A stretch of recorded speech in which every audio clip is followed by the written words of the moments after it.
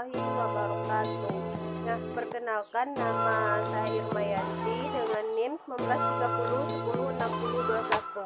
Nah, untuk kali ini kita akan membahas mata kuliah embriologi yang mana materinya tentang peristiwa segmentasi dan blastulasi pada perkembangan awal embrio.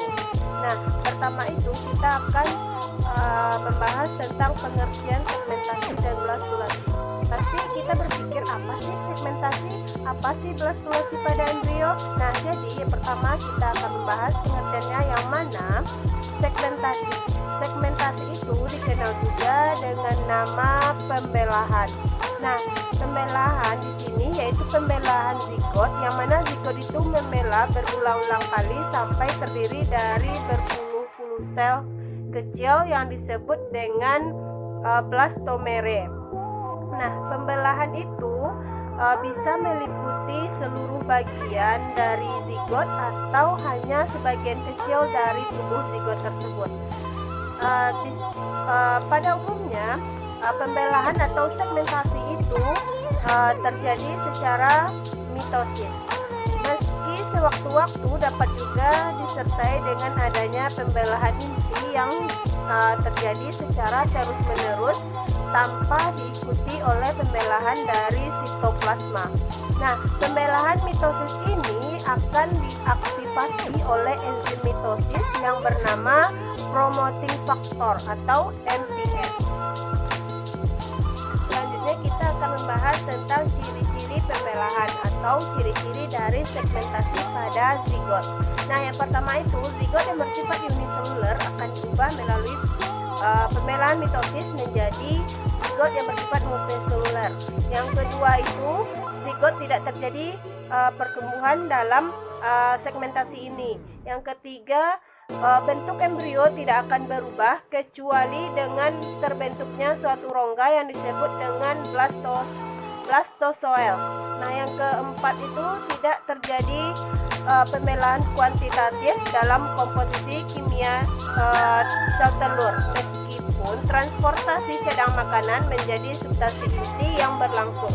Nah, yang kelima, bagian-bagian sitoplasma dari sel telur atau dari telur tidak terjadi perubahan posisi secara yang mencolok, dan pada umumnya tetap pada posisi yang sama seperti hanya dalam telur pada permulaan dari segmentasi atau dari pembelahan tersebut.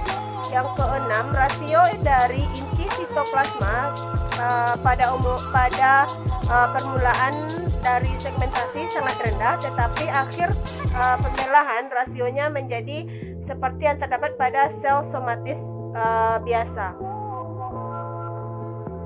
Selanjutnya, macam-macam dari segmentasi yaitu atau pembelahan dari zigot. Yang pertama itu holoblastik. Holoblastik itu adalah pembelahan yang mengenai seluruh daerah dari zigot, terdapat pada telur homolecital dan media lecital. Dibedakan menjadi dua, yaitu holoblastik teratur dan holoblastik tidak teratur. Nah, holoblastik teratur ini adalah holoblastik yang pembelahannya itu berurutan atau selalu sama. Sedangkan pembelahan dari holoblastik tidak teratur adalah pembelahan dari zigot atau segmentasi dari zigot yang acak-acakan. Nah, yang kedua itu meroblastik. Meroblastik itu adalah pembelahan yang hanya terjadi pada sebagian kecil dari kutub animal atau kutub animal dari zigot tersebut. Sedangkan yang ketiga adalah pembelahan perantara antara holoblastik dan moroblastik. Nah, selanjutnya bidang-bidang pada segmentasi. Nah, bidang-bidang pada segmentasi atau pembelahan ini ada meridian, vertikal, ekuator, dan longitudinal. Nah, selanjutnya tipe-tipe dari sel telur yaitu ada 4. Yang pertama itu oligoisolecital, yaitu holoblastik equal. Contohnya pada hewan mamalia. Yang kedua itu mesotelolecital, yaitu holoblastik unequal. contohnya pada amfibi yaitu pada kata. Yang selanjutnya politelolesital yaitu meroblastik discoidal.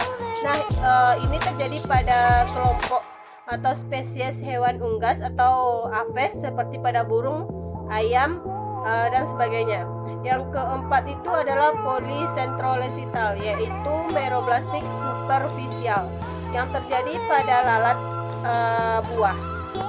Nah, selanjutnya kita akan membahas materi tentang blastulasi. Apa sih blastulasi dan apa sih bagian-bagian atau klasifikasi dari blastulasi itu sendiri? Nah, blastulasi itu atau yang dikenal dengan kuncup kecil merupakan stadium perkembangan mencapai susunan blastomer atau sel-sel. Belum ada diferensiasi yang jelas dari aspek biomolekuler sampai tingkat saat ini belum ada sintesis molekul baru. Gen yang beroperasi adalah gen embrio baru yang aktif setelah blastula atau blastulasi akhir menjelang grastulasi atau grastula. Nah, macam-macam dari blastula. Yang pertama itu ada coeloblastula, yaitu berbentuk seperti bola, disebut juga dengan blastula bundar. Berasal dari telur homolechital dan media lechital. Yang kedua itu ada discoblastula, yaitu berbentuk seperti cakram yang disebut juga dengan blastula gepeng atau blastulasi gepeng. Berasal dari telur homolechital yang mengalami pembelahan atau segmentasi holoblastik yang tidak teratur, dan telur megalechital yang membelah secara meroblastik. Nah, jadi discoblastula ini akan terbentuk melalui pembelahan atau segmentasi. Yang pertama itu holoblastik tidak teratur, dan yang kedua itu adalah pembelahan secara meroblastik. Yang ketiga ada stereoblastula. Nah, stereoblastula adalah blastula berbentuk seperti coeloblastula tetapi masif atau masih sangat pasif dari coeloblastula. Yang keempat adalah blastokista, yaitu blastula yang menyerupai kista. Blastula ini memiliki massa sel-sel dalam pada bagian dalam embrio dan dikelilingi oleh tripoblast. Dihasilkan oleh telur isolechital, misalnya pada blastula mamalia. Nah, blastokista ini yaitu blastula yang berbentuk seperti kista pada umumnya, yang massa sel-sel dalamnya pada bagian embrio dan dikelilingi oleh tropoblast.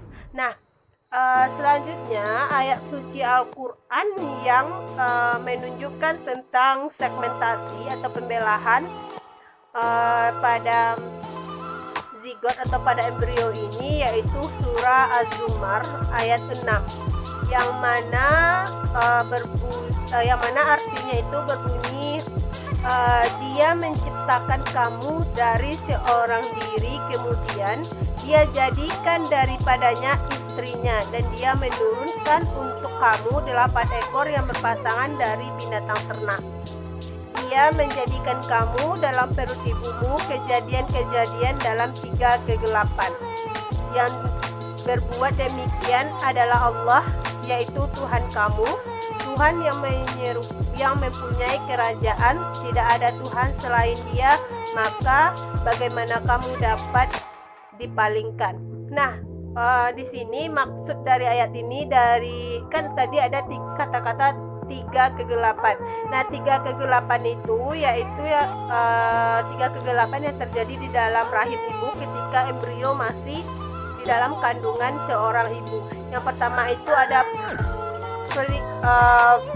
pre-embryonik, yaitu zigot tumbuh membesar melalui pembelahan sel atau segmentasi. Yang kedua itu embryonik, yang ketiga janin. Nah, yang mana embryonik dan janin ini terjadi dari minggu ke-8 sampai lahiran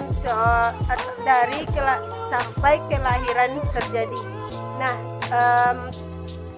itulah pembahasan kita tentang segmentasi dan blastulasi pada sore hari ini. Mudah-mudahan dapat dipahami materinya dan mudah-mudahan juga bermanfaat. Nah, saya akhiri dengan wassalamualaikum warahmatullahi wabarakatuh.